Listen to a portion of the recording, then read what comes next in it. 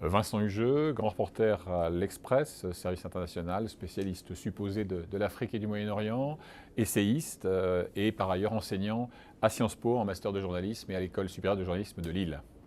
Vincent Hugeux, vous avez enquêté pendant 4 ans sur la vie de Kadhafi. Est-ce que vous avez enfin percé tous les secrets du colonel Kadhafi? Je n'aurais certainement pas cette prétention. Je pense avoir levé un coin du voile sur en tout cas certains de ses ressorts psychologiques qui plongent profondément dans sa biographie et je dirais aussi dans sa bédouinité, dans son identité profonde. Bon, mais personne, et surtout pas moi, ne peut affirmer avoir épuisé la part d'énigme et la part d'ombre du personnage. Alors, on se souvient qu'il a quitté le pouvoir dans une très grande brutalité, et pourtant il avait pris les commandes du pays dans une certaine douceur finalement. Mais c'est ça qui est le plus fascinant pour un biographe, c'est que n'oublions pas le jeune et très méconnu officier Mouammar Kadhafi, qui débarque venu d'à peu près nulle part en 1969, qui jette à bas une monarchie à bout de souffle, inféodée aux puissances impérialistes, et qui incarne pour la jeunesse libyenne, mais aussi pour les jeunesses arabes, voire les chancelleries occidentales, une formidable espérance nouvelle. Il est austère, il est intègre, et ce qui est fascinant quand on étudie sa trajectoire, c'est de voir à quel point il y a une dérive, à la fois politique et personnelle, qui d'ailleurs trouve une métaphore éclatante dans l'évolution de son propre visage, et je dirais de sa garde-robe. Et tenir pendant 42 ans un pays aussi complexe et fragmenté que la Libye, montre-t-il un certain génie politique? Et c'est là où je ne rejoins pas ceux qui s'en tiennent simplement à la thèse de la folie. Si l'on est animé par la seule démence, comment peut-on effectivement tenir pendant plus de 4 décennies un pays aussi complexe, je pense par exemple aux alchimies tribales, que la Libye, et comment peut-on avoir des intuitions politiques aussi fulgurantes que celles qui consistent à un moment donné de comprendre qu'il faut passer sur l'autre rive de l'axe du mal, c'est-à-dire laisser tomber le soutien aux terroristes de toutes obédiences et se retrouver sur la première ligne de front de la lutte contre le djihadisme. C'est quand même ça, le Kadhafi qui renonce à son arsenal de destruction massive en 2004 pour précisément obéir à son instinct de survie politique. Alors il avait un problème, il avait la folie des grandeurs, il se rêvait en roi des rois d'Afrique. C'est ça qui l'a fait tomber? Je crois que c'est une des dimensions, c'est-à-dire un peu comme tous ces autocrates qui font le vide autour d'eux et qui voient en tout contradicteur un comploteur. Et il a fini effectivement par être ivre de sa propre puissance. Il se sent extrêmement rapidement à l'étroit dans son bac à sable libyen. Sa prétention intellectuelle qu'il théorise avec la troisième théorie universelle, le fameux livre vert, il se voit aussi l'égal des grands oulémas, des grands docteurs de la loi musulmane. Et c'est là effectivement qu'il y a une sorte, là pour le coup, de déraison. Je préfère employer cette expression que celle de folie et qui le conduit à perdre le contact avec le réel. C'est le cas de beaucoup de satrapes d'hier et d'aujourd'hui. Est-ce qu'avec le recul, vous diriez que la France, la Grande-Bretagne, les Alliés ont eu tort de détruire Kadhafi et finalement l'État libyen quand on voit ce qui se passe aujourd'hui?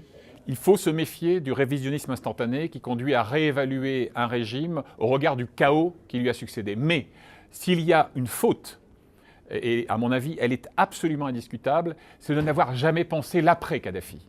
Or, on sait très bien qu'un pays qui a été vitrifié pendant des décennies par une autocratie de cette nature, elle ne peut pas passer par miracle du jour au lendemain de l'obscurantisme politique à un pluralisme assumé. C'est là qu'il y a une énorme responsabilité, effectivement, de la France, de la Grande-Bretagne et alors plus passivement, je dirais, des États-Unis. La France toujours, Emmanuel Macron, président de la République depuis mai dernier. Comment jugez-vous son action vis-à-vis de l'Afrique et vis-à-vis de la Libye, notamment en ce moment? Il y a chez lui, en cette matière comme en d'autres, une forme de volontarisme jupitérien.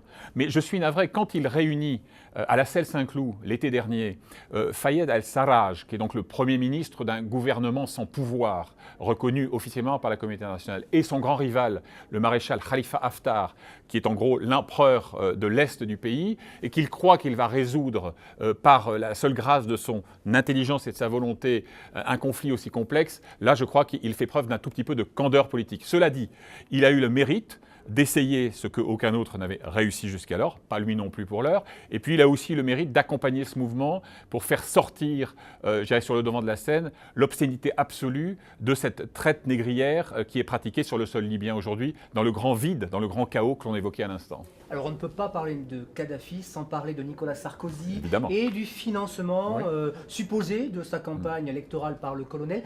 Vous en parlez dans votre livre, qu'est-ce que vous en pensez? Est-ce que réellement il y a un lien entre les deux hommes sur le plan de la campagne électorale? Alors, À mon sens, il y a donc un faisceau de présomption qui est d'ailleurs exploré d'une manière extrêmement méthodique par Fabrice Arfi et Karl Lask dans un ouvrage récent.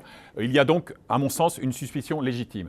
Ce qui me laisse un peu perplexe, c'est que j'ai eu la possibilité d'être en contact avec son fils et héritier présomptif, Saïf al-Islam, dans une période où ils avaient tout intérêt à livrer les fameux documents qu'ils prétendaient détenir. Ce que je crois aujourd'hui, c'est qu'on est dans la difficulté, le scénario classique d'une vérité potentielle indémontrable. C'est-à-dire le document irréfutable, celui qui attesterait non seulement l'intention de financer, l'accord de financer, mais le passage à l'acte, peut-être n'existe-t-il pas. Donc en dehors d'aveux circonstanciés d'un des témoins prioritaires, et ça ne peut évidemment plus être Kadhafi lui-même, on est toujours dans cet état-là, mais je pense aujourd'hui qu'il est difficile de soutenir la thèse selon laquelle il n'y aurait rien eu de délictueux dans le rapport entre la France de Sarkozy et la Libye de Kadhafi. Un dernier mot, une dernière question, est-ce que ce pays peut s'en sortir ? Vous savez, à part l'Atlantide, continent englouti mais continent imaginaire, les pays s'en sortent toujours. Moi, je passe une bonne partie de ma vie professionnelle dans des pays qui sont voués à la destruction, soit la République centrafricaine ou d'autres pays d'Afrique subsaharienne. Donc, le pays continuera d'exister. Si on se pose la question, est-ce qu'une Libye unitaire est possible à inventer, je ne le crois pas. Je crois que s'il y a une solution d'apaisement, elle passe sinon par une modalité fédéraliste, en tout cas par le retour, ce qui est d'ailleurs historiquement le cas, il y avait une constitution monarchique qui portait là-dessus, retour à une vraie autonomie politique et culturelle des trois grandes entités, la Tripolitaine, Tripoli, la Cyrénaïque, Benghazi et le grand sud désertique, le Fezzan.